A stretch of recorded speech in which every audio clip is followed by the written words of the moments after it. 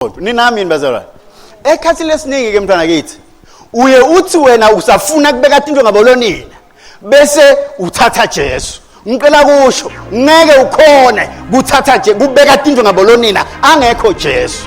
Udzinga kuvulela Jesu empilweni yakho. Nguye ke lo takusita uthi ubeke into ngabolonina.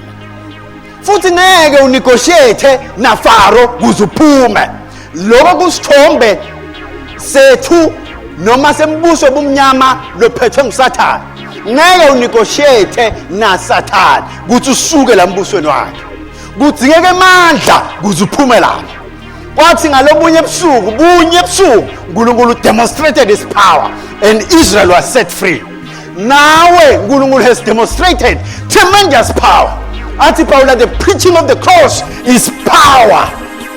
Lili kulaba bhubhako kubulima kodwa kithi kungemandla aNkulunkulu. God has demonstrated power to set any person any time free from sin.